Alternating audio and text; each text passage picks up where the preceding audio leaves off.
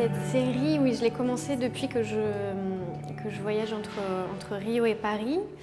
Et elle est dans la continuité de ce travail que j'ai commencé en 2011, qui s'appelait les Fading Landscapes, qui était déjà une manière de donner à voir des paysages qui seraient,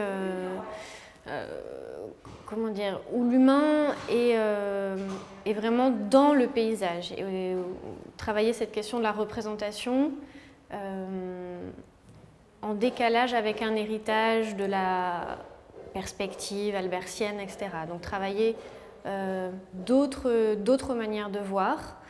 Et au Brésil, là où ça a fait écho, c'est avec un artisanat qui est l'art plumaire de certaines tribus, qui est le premier peuple du Brésil. Et là où ça a fait écho, c'est avec ces parures qui sont aussi qui révèlent en fait leur rapport au monde et ce rapport homme-environnement. Ce sont d'abord des paysages qui sont des vues, qui sont des points de vue même, de Rio et de São Paulo principalement.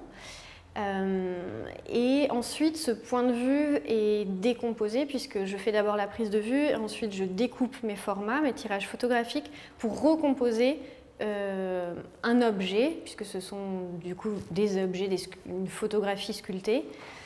Et ça, c'est important pour moi en fait, c'est-à-dire que c'est le processus, ce temps long est quelque chose qui est toujours présent dans mon travail. La photographie est moins un geste immédiat, un instant T, qu'un travail aussi sur la durée.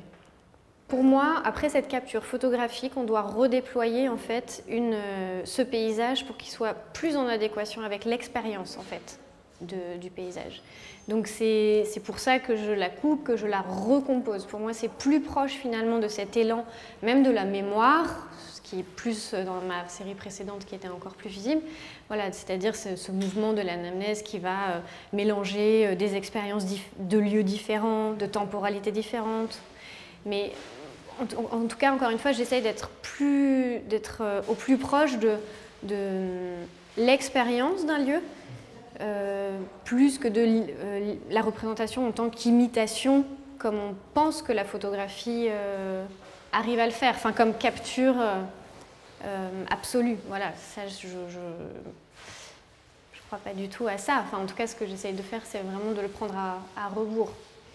Et dans cette recomposition aussi, il y a l'idée, vraiment la question du temps est très importante, c'est-à-dire, là je pense à une autre parure au collier qui a la forme vraiment d'un cercle. Et là, en fait, c'est le même paysage, le même point de vue, voilà, pas le même paysage, mais j'étais au même endroit, c'est-à-dire, c'est un endroit qui s'appelle Pedra Bonita, qui est un haut rocher. Et j'ai pris ce rocher, enfin j'ai pris plusieurs captures photographiques depuis ce point de vue à différents moments de la journée et de la nuit.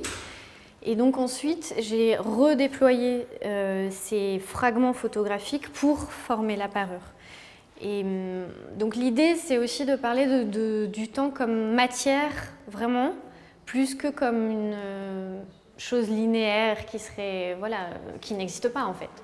J'ai porté les parures photographiques, en fait, les photographies sculptées, et en la portant, j'ai vraiment ressenti que c'était comme une extension du corps, en fait. C'est-à-dire que cette structure-là, en papier, était un lieu, on va dire, un espace où l'environnement avait autant prise, enfin ceux qui m'entourent avaient autant prise que mon corps, c'est-à-dire le vent allait la déployer autant ou même voire plus à certains moments que moi qui tourne sur moi-même, puisque je fais juste ça dans la vidéo quand je porte les images, je tourne simplement sur moi-même.